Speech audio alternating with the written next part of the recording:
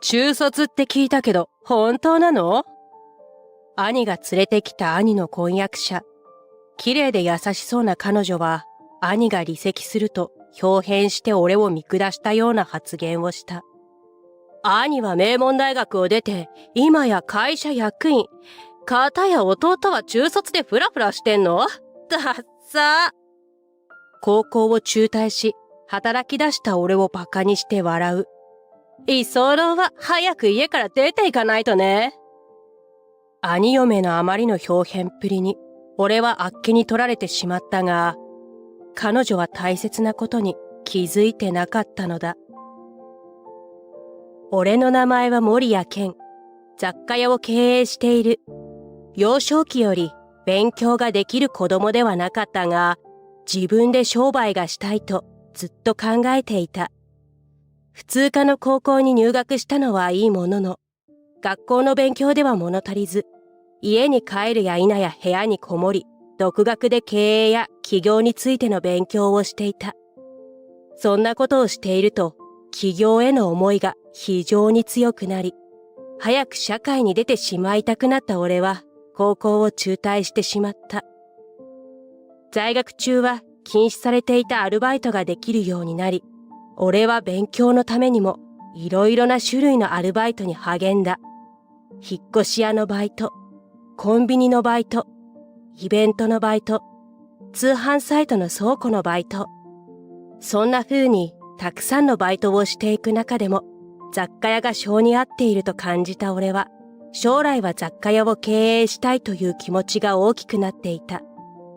そこからの俺は、さらにバイトに励んだ。自分の雑貨屋を持つという夢を叶えるため、お金が必要だったのだ。そして本来であれば、高校を卒業した年、19になる年にバイトで貯めたお金と、両親からの支援で自分の店を持つという夢を叶えることができたのだ。兄から結婚するという電話が入ったのは、自分の店を持って10年が経ち、地元に愛される雑貨屋として確立し始めていた時期だった。婚約者のマキさんを家族に紹介したいという兄。俺は2つ返事で OK を出し、近況を少し報告し合った後で電話を切った。その週末、実家にやってきたマキさんは白いワンピースを身にまとった綺麗な女性だった。はじめまして、お付き合いをさせていただいているマキと言います。鈴の鳴るような声、サラサラの長い髪、大きな目にすっと通った鼻。一言で表すなら完全に美女だ。マキとは俺が店で働いていた時に出会って、母が腕によりをかけて作った料理が所狭しに並んだ食卓を家族とマキさんで囲んで1時間が経った頃、いい感じに酒も回り、非常に盛り上がっていた。その話は恥ずかしいから。酔って調子のいい兄が馴れ初めをベラベラと話す横で恥ずかしそうにするマキさん。酒のせいか話題のせいか頬が赤らんでいるようだった。一目惚れみたいな感じでさ、マキとどうしても仲良くなりたくて一生懸命話しかけたもんだよ。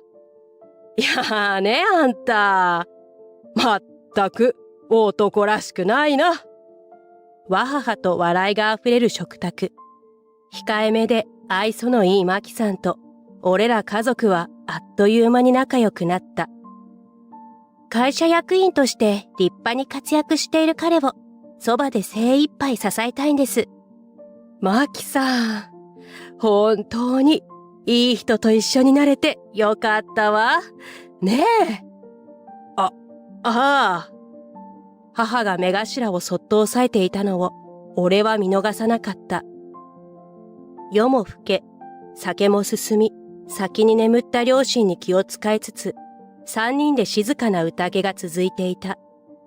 マキさんの地元の話や、兄の学生時代の話など、話題は尽きず楽しく話をしていると、テーブルに画面を伏せて置いてあった兄のスマホが震え、着信が入る。すまん、ちょっと出てくる。こんな時間に仕事？困ったような顔でうなずく兄は、顔の前で片手を立てて、ごめん、とポーズをしながら、廊下へと出て行った。兄が出て行って、一瞬の沈黙が訪れる。グラスに注がれていた焼酎の水割りを一口飲んで、マキさんの方を見る。俺は驚いた。それまで優しい雰囲気で楽しく話をしていたはずなのに、まるで別人のように、マキさんは冷たい目線をこちらによこしていた。あまりの変わりっぷりに、俺は思わず声が漏れる。あのさ、まるでさっきの雰囲気が嘘だったみたいに、机に頬杖をついて足を組んだマキさんは、何トーンも低くなった声で俺に話しかけた。彼から、あなたは中卒って聞いたけど、本当なの？まあ。頬杖をついたまま、グラスを傾けるマキさん。俺は嘘をつく必要もないと思い、うなずきながら肯定する。うわ、マジ？そして思いもよらない言葉を浴びせられて、俺は言葉を発せなくなる。兄は名門大学を出て、今や会社役員。かたや弟は中卒でフラフラしてんの？だっさ。マキさんはおかしそうに笑う。さっきまで目の前にいた女性が、今目の前にいる女性と同一人物だとは到底思えなかった。謙虚さも、美しさも、今のマキさんには何もない。中卒レベルの頭じゃ人生うまくいかないでしょう。いい大人になった今でも実家に帰省してダラダラ生きて、兄はあんなに立派に働いているのに。俺は悲しみや恐怖というよりは、呆れて声が出なかった。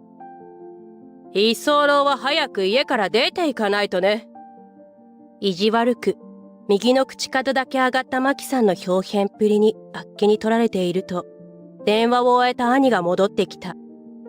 お帰りなさい。兄が今のドアを開けた時点でついていた頬杖を取り払い、組んでいた足を元に戻したマキさんは、何事もなかったかのようにまた優しい笑顔になった。女優並みの見事な演技だ。この人はこうやって兄を騙しているのだろうか。俺はマキさんに対し不信感を抱いたが、この場では兄に余計な気を使わせないように何も言わずにやり過ごした。そしてその数週間後、結婚式の打ち合わせのために再びマキさんが兄と一緒に実家へとやってきた。俺は親や兄に気づかれないよう最低限の挨拶だけ済ませて今のソファーへ深く腰掛ける。そこからマキさんの様子を伺った。マキさん、いらっしゃい。どうぞ。食卓の椅子を引きながら母は嬉しそうにマキさんを招き入れる。お紅茶でいい？あ、私も手伝います。いいのよ、座ってて。すっかり騙されている母親を横目で見つつ、俺は今のソファーでテレビを見ているふりをして家族の会話に聞き耳を立てた。小一時間、式の段取りについての話し合いが終わったところで、マキさんが声のトーンを落として俺に聞こえるか聞こえないかくらいの声で話を始めた。これからのことなんですが、マキさんの声に俺以外の家族は興味津々の様子だった。正式に籍を入れた後、この家は彼と私で守っていきたいと思っています。ですから、お母さんとお父さんには安心して隠居していただきたいと思っています。隠居？父が驚いたように言う。あ、すみません。言い方が悪かったですね。これまでお父さんたちは家族のために懸命にこの家や家族を守ってこられたんだと思います。マキさんは真剣な声で続ける。私は結婚したら、お二人にはその重圧から解放していただいて、静かにのんびり暮らしていただきたいと思っています。まるで父と母のことを思って、とでも言うかのように演技を打つマキさん。事前に二人で話をしていた様子で、兄はマキさんの横で静かに話を聞いたり、時々うなずいたりしている。俺はため息をつきたい気持ちを抑えてじっとこらえた。それから、ケンさんなのですが、もう30歳になるんですし、一人暮らしとかした方がいいかなって。そしてその刃は俺にも向く。マキさんの魂胆は少なくとも俺にとっては丸見えだ。父と母もあまりにも唐突すぎる話に戸惑った様子を見せながらも、うちのことを思ってくれてるんだね。ちょっと考えてみようか。と答えていた。兄は少し納得いっていないような顔をしている。これは事前に話していなかったのだろうか。とにかく、そこで俺は我慢が効かなくなった。俺は手元に隠し持っていたあるものをぎゅっと握る。そしておもむろに立ち上がり、4人が話をしている食卓へとずかずか進んだ。これ、見てほしい。なに？いいから。突然食卓へやってきた俺に驚いた様子の4人。俺は構わず数十枚の資料が入った封筒を食卓に静かに置いた。なるべく怒りの感情を悟られないように。父はゆっくりとその封筒を持ち上げて中身を取り出す。そこを調査？お前、マキを？母や父、兄からしてみれば、俺が悪者だろう。あんなに雰囲気が良くて、家族のためを思っていろいろ考えてくれる。これから家族になる予定の人の素行調査だなんて、普通に考えれば頭がおかしいのは俺の方だ。落ち着いてみて。文句は見てからにしてほしい。あんた、自分が何しているか分かってるの？母は立ち上がり、テーブルに両手をついた。部屋に大きな音が響く。いや、母さん、一回見てみよう。興奮した母を止める父。おそらく資料の冒頭を読んだのだろう。父の言葉に落ち着きを取り戻した母は、父と一緒に素行調査の報告資料を黙って眺めた。ちらっとマキさんの方を見ると、にこやかな顔のまま固まってしまっている。どんな調査報告か分かっているだろうから、そんな反応にもなるだろうなと思う。何も知らない様子の兄には申し訳ないが、俺は両親が素行調査の結果を見終わるのを待った。これは…父も母も資料を読み進めるごとに分かりやすく空気が重くなっていった。調査報告書はもちろん俺も読んだが、そこにはとんでもないマキさんの本性が書かれていた。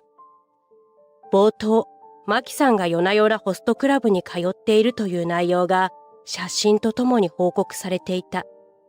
気に入っているホストの家に入り浸っている様子や、勇気というホストに貢ぐためのお金を工面するために多額の借金を抱えていることも記載されている。また、会社での発言などについても記されていた。彼氏の実家がかなり立派で資産家であるから結婚すれば財産も自分のもの。借金もきれいになくなって勇気くんにもいくらでも貢げるようになる。そんな内容ばかりが並べられていた。30ページほどにわたる報告書を黙ってすべて読んだ父親。一方、冒頭の10ページほどで読む気力がなくなった様子の母親は頭を抱えてじっと動かなくなってしまった。これが彼女の本性だと思う。俺は兄と彼女に結婚してほしくないと思っている。そうだな。突然すぎてそんな。母を傷つける形となってしまったことに少々の後悔はありつつも、初めてマキさんと会った夜に見た表変した彼女に不信感を抱き、探偵事務所に依頼して調べてもらったことは正解だったと思うしかなかった。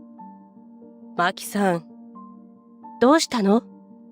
こんな状況下であっても、家族が見ている間は優しくて美しい嫁を演じるらしく、優しい声で俺を気にかけるようにしていた。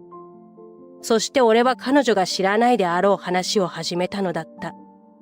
俺のこと中卒でフラフラしてるってバカにしたよな。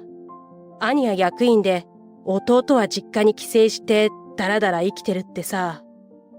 私、そんなこと言ったかしら？あなたの聞き間違いじゃ。兄が役員を務めている会社は、俺の会社だ。固く微笑むマキさんをしっかり見据え、俺は告げた。は？何の冗談？たっぷりの沈黙の後、本性が垣間見えてしまいそうな引きつった表情で、マキさんはそれだけ漏らした。この家も、俺が3年前に建てたものだし、両親が家を出ても、マキさんがこの家を継ぐことはないよ。そんな話。マキさんはテーブルの上で拳を握る。そんな話聞いていない、と信じようとしないマキさん。マキ、本当のことだよ。兄の言葉に、マキさんは大きく目を見開いた。兄は父から受け取って読んでいた調査書を静かにテーブルに置き、厳しい視線をマキさんに向ける。マキ、前にも伝えたように、俺は新卒で入ったメーカーでの働き方が好きじゃなくて転職したんだけど、それが今の会社、ケンの会社だよ。信じられないといった様子のマキさんは、あんぐりと口を開けたまま言葉を発さない。組織の歯車になって働いていた俺からしてみると、生き生きと働いているケンに憧れて、ケンの会社に転職したんだ。それに、マキと出会ったあの店も、ケンの店だよ。俺ら家族と初めて会った日、楽しそうに話していた馴れ初めの店だ。マキさんは、やっとのことで声を出す。嘘でしょ？まさに絶望、とでも言わんばかりのマキさんに、兄は静かな声で話を続ける。ケンは中卒だけど、19の時に始めた雑貨屋がうまくいって、複数店舗を展開するまでになっていたんだ。その一つを俺に任せてくれていたんだ。父と母は黙って話を聞いていた。そんなの聞いていない。なんで言ってくれなかったのよ。俺が兄に言ったんだ。弟が、俺が社長だと口外しないでほしいと。何も知らない周りからしてみれば、弟に利用されている兄とあらぬ誤解を生んでしまう可能性を考えてのことだった。そんな俺の口止めがあったから、友人は愚か、婚約者のマキさんにも、弟は高校を中退し、苦労してきたんだ、という話しかしていなかったということだったのだ。嘘でしょ？マキさんはうつむいて肩を震わせる。こんなの、信じないで。これは、ケンさんが自分で作ったものでしょ？調査書を指さし、叫ぶ。それからマキさんは両目をうるうるさせて兄を見た。俺はそんなマキさんの様子を見て気持ち悪くなってしまう。この状況でまだどうにかなると思っているとでも言うのだろうか。マキ。兄は静かな声で彼女の名前を呼ぶ。母は口元を押さえ、今にも泣きそうな顔で目の前の光景を眺めていた。父はうつむいたまま、何も発さずにそこにいる。金、目当てだったんだな。兄の言葉にマキさんがうなだれる。婚約は解消だ。マキさんの様子と反対に落ち着いた様子を見せる兄は静かな声でそう言った。マキさんはさっきまできっと我慢していた涙をボロボロと流した。ちょっと、待って。ごめん、マキ。嫌よ。ごめんなさい。もうホストには行かないから。ごめんなさい。許して。マキ、ごめん。兄はマキさんの目をじっと見つめてそう言った。兄は何も悪くないというのに、申し訳なさそうにマキさんに頭を下げる。待ってよ。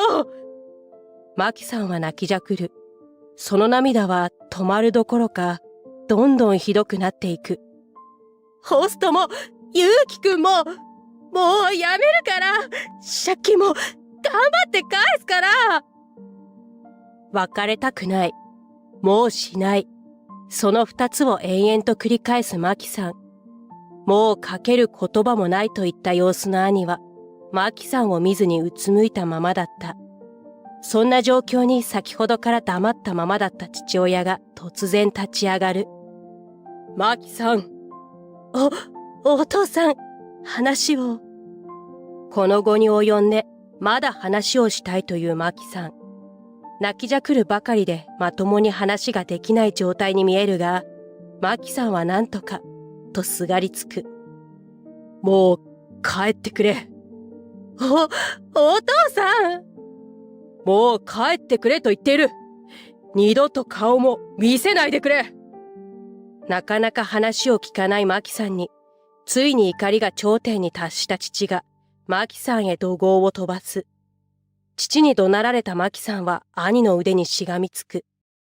兄や家族に嘘をつき、散々言っていたくせに、いざ婚約解消を言い渡されると泣きわめくなんて、この涙もどこまで本当なのかわからないが。待って！お願い！解消なんて、私、ごめんなさい！すまない。出てってくれ。取り乱したマキさんとは反対に、とびっきり落ち着いた様子の兄が低く冷たい声でそれだけ言った。その姿とその声に、もう無理だと感じたのであろうマキさんは、一瞬で静かになった。そして荷物をまとめ、お邪魔しました。ごめんなさい。とつぶやいて家を出て行った。その後、兄は婚約解消に至った件について慰謝料を請求することにした。しかしマキさんは調べの通り借金まみれで一銭も払うことができず、結局マキさんの両親が肩代わりして支払っているという。そしてマキさんは現在、自分で作った借金を返すために大変な生活を送っているとのことだった。騒動がしっかり落ち着いたのは3ヶ月後のことだった。今も変わらず実家に住む俺と、たまに遊びに来る兄。関係性は変わらずだった。両親が寝静まった後、食卓を囲んで静かに飲んでいると、一連の騒動の話となった。ケンのおかげだよ。え？あのままマキの本性に気づかずに結婚していたらと考えると、ゾッとする。ああ。正直なことを言うと、俺はちょっとだけ怖かった。もしあの時、俺が素行調査なんてしていなければ、今頃、兄とマキさんは幸せに過ごしていたんじゃないか。父も母も可愛い嫁が来て幸せに過ごしていたんじゃないか。そんな幸せを俺が壊したんじゃないか。なんて思ってしまう夜があるのだ。いや、そんなこと思う必要ないよ。あの時ケンが気づいてくれていなかったら、家庭崩壊だったよ、きっと。そのことを打ち明けると、兄はそんな風に俺を励まし、冗談のように笑い飛ばす。俺に見る目がなかっただけだよ。ケンは何も悪くない。むしろあそこで動いてくれてありがとう。兄は俺の空になったグラスを見て焼酎を入れてくれた。氷が溶ける音が静かなダイニングに響いた。俺もいい勉強になったよ。女性は仕事より難しいな。あは、そうだな。そんな風に兄弟の夜は更けていった。